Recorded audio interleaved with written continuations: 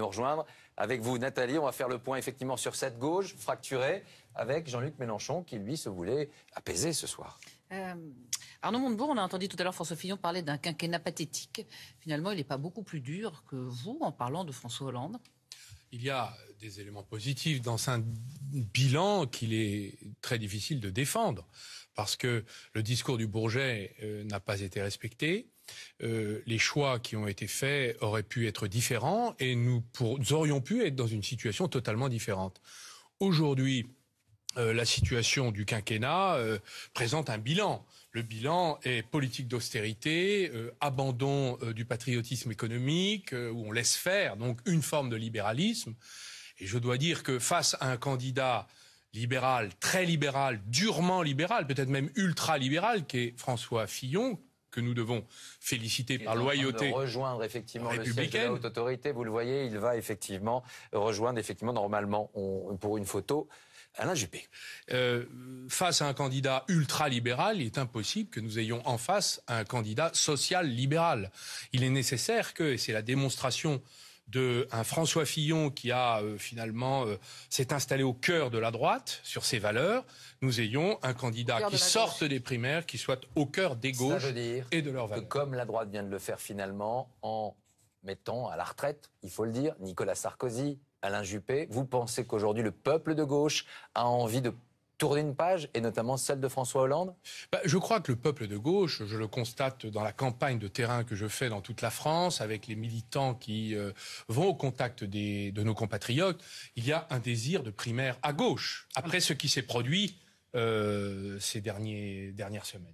Est-ce que c'est pensable sur la primaire à gauche? Juste une petite question. Oui. François Hollande, on a cru comprendre qu'il considérait que la stratégie de l'évitement de la primaire était peut-être une bonne idée pour lui. Est-ce qu'il est pensable, imaginable, un quart de seconde que François Hollande, après ce qu'a dit Jean-Christophe Cambadélis, ne soit pas candidat à la primaire? Ce serait inadmissible. Ce serait une sorte de coup de force, une sorte de 49-3 pour appareils politiques qui se sentent submergés par finalement la rivière souterraine de ces Français. Qu'est-ce que vous feriez ? Je l'ignore, je ne me place pas dans cette hypothèse. Je suis l'un des inventeurs de cette primaire. Elle a été une réussite la dernière fois. Vous voyez que transposée pour d'autres partis politiques, elle est aussi un succès, il faut le reconnaître. Plus de 4 millions ce soir de votants. Donc nous pouvons, nous aussi, commencer le rassemblement des gauches à travers la primaire que nous avons envisagée.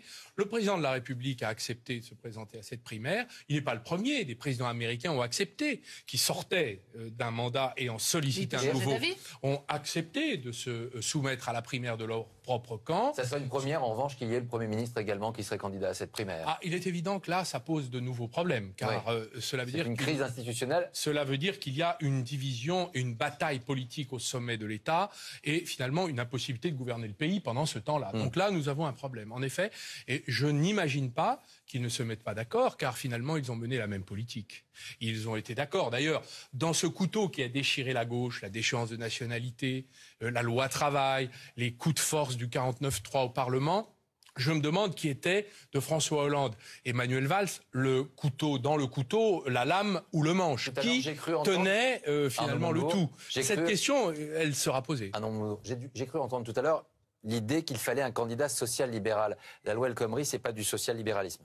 Non, j'ai dit exactement le contraire. C'est que face à un candidat libéral, ultra-libéral qu'est François Fillon, il est impossible que le candidat de la gauche soit un candidat social-libéral. Donc vous êtes quoi aujourd'hui, Arnaud Montebourg? Je suis un patriote républicain socialiste. Je suis un socialiste depuis toujours.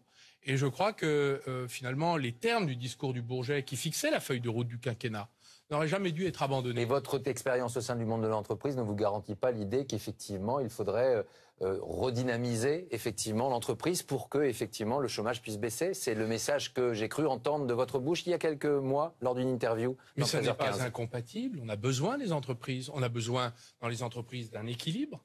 D'équilibre qui ne soit pas toujours la puissance de l'actionnariat et l'impossibilité pour les salariés de se faire entendre. Tout le monde demande cela. Et dans les PME, qui est l'axe de mon programme. Je défends les PME Made in France. 80% de la commande publique pour les PME Made in France. L'assurance vie pour financer les PME Made in France que malheureusement le système bancaire ne finance pas. Pourquoi ? Parce que les PME sont l'axe de la renaissance de notre économie. Et nous n'avons pas besoin d'être ultra-libéral pour avoir un programme de redécollage économique. Car le problème de M. Fillon, sur le plan économique, est extrêmement préoccupant. Il ne veut pas que, d'ailleurs, détruire une partie de la sécurité sociale, ce qui va poser quand même des problèmes pour des millions de nos concitoyens. Il ne veut pas seulement en terminer avec les 35 heures, c'est des pertes de pouvoir d'achat pour les salariés. Ça sera pour la campagne présidentielle, si c'est vous qui êtes désigné. Commençons à discuter. Je voudrais juste savoir, Manuel Valls envisage très sérieusement d'être candidat à la primaire, considère que François Hollande ne peut pas y aller, au risque de faire perdre tout le monde. Finalement... François Fillon qui est en train d'arriver, excusez-moi Nathalie de vous couper, à la haute autorité, il est accompagné de son épouse. On retrouvera Jean-Baptiste Marteau peut-être dans quelques instants pour justement commenter cette arrivée. Oui, Jean-Baptiste, vous m'entendez? François Fillon qui est en train d'arriver dans les locaux de la haute autorité. Et effectivement, François Fillon qui est attendu d'une minute à l'autre ici. Alain Juppé, lui, est déjà arrivé il y a une dizaine de minutes. Il se situe au premier étage, là où est un peu rassemblée la haute autorité, Anne Leva, Thierry Solaire. Et Bruno Le Maire, lui, vient également d'arriver. Donc c'est une petite photo de famille qui va se préparer donc dans quelques minutes. Vous voyez une certaine effervescence ici dans cette salle de presse, puisque François Fillon maintenant devrait rejoindre Alain Juppé sur l'estrade située derrière moi dans quelques minutes. Merci Jean-Baptiste. On est avec Arnaud Montebourg encore pour quelques minutes. Juste Arnaud Montebourg, quand effectivement on voit Manuel Valls qui hésite, on voit le président de la République dont on ne sait s'il sera candidat à la primaire, on voit Sylvia Pinel, ex-ministre, qui se présente effectivement potentiellement, enfin en tout cas hors primaire. Vous comprenez que l'électorat de gauche ce soir, il est complètement perdu, désorienté, je dois dire, orphelin peut-être même. Je suis moi-même inquiet de voir cet éparpillement et émiettement qui se poursuit. Nous pouvons, je le crois sincèrement, écarter le scénario noir de l'élimination programmée, où finalement les électeurs de gauche vont avoir à choisir entre la famille Le Pen et M. Fillon. Nous pouvons le faire. Nous pouvons le faire en unissant les gauches. Nous commençons dans la primaire. Et puis, une fois la primaire traitée, ce sera le 29 janvier, nous allons nous tourner vers Jean-Luc Mélenchon.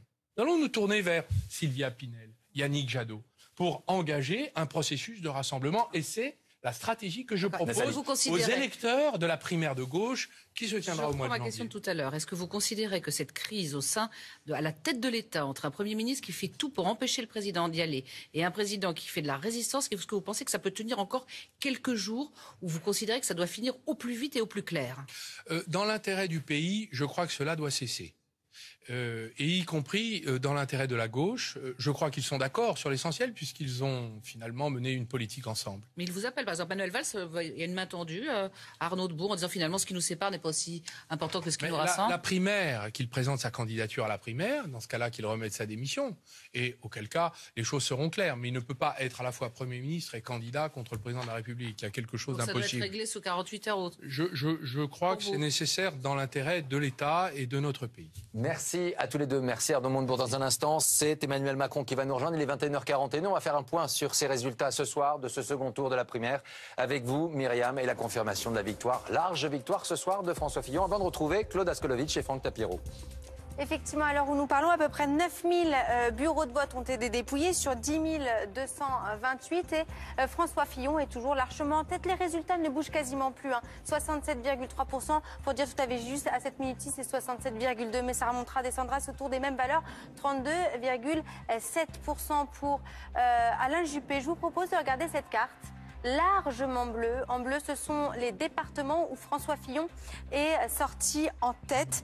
Alain Juppé est en tête uniquement en Gironde, en Corrèze et en Guyane. Une carte qui a été préparée par nos confrères de France Info, franceinfo.fr, où vous pouvez toujours vous reporter la télévision, la tablette, le smartphone pour connaître les résultats en direct de ces élections ce soir. Et on est en direct ce soir sur ce plateau de France Info et on y est bien sur France 2 également. Merci Myriam. On va vous retrouver dans quelques minutes avec nous le publicitaire Franck Tapiro. Vous aviez participé à la campagne de Nicolas Sarkozy. Aujourd'hui, vous participez à quelle campagne? Aucune campagne. Aucune pour le moment? Ça fait du Ils bien sont pas venus vous solliciter? Ça fait du bien d'avoir un peu de recul et de pouvoir enfin en parler tranquillement. Claude Askolovitch, bonsoir. Éditorialiste, bonsoir. Merci d'être avec nous, Claude. Est-ce que les Français sont ce soir en train de changer d'homme politique? On le voit avec effectivement Nicolas Sarkozy et Alain Juppé. François Fillon n'est pas un nouvel homme politique, mais est-ce qu'ils sont en train de changer à droite de logiciel? Ils vont au bout de ce qu'ils étaient. On parle de la France de droite. On ne va pas commencer à croire que 4 millions ou 5 millions de personnes... C'est la France. C'est la France. Non. C'est 4 millions de personnes. De la même manière que 4 millions de personnes dans les rues après Charlie, c'était pas la France. Il en reste 41 millions à séduire, en tout cas. Donc ça, c'est la première chose. Deuxième chose, il y a plein de choses qui existaient qui rendent absolument logique le fait que ce soit François Fillon qui incarne aujourd'hui la droite. Succès d'un certain nombre de livres marqués par l'identitarisme. La manif pour tous n'est pas un hasard si elle se retrouve maintenant chez François Fillon. Un besoin de droite, c'est un hebdomadaire qui est titré comme ça, mais un besoin de droite presque fantasmatique. On a une droite qui a quand même assez souvent gouverné le pays, qui se dit, elle se dit ça régulièrement, au fond on n'a pas fait tout ce qu'on devait faire. Et de ce point de vue-là, François Fillon, qui était un homme qui n'était pas dans l'excès de langage,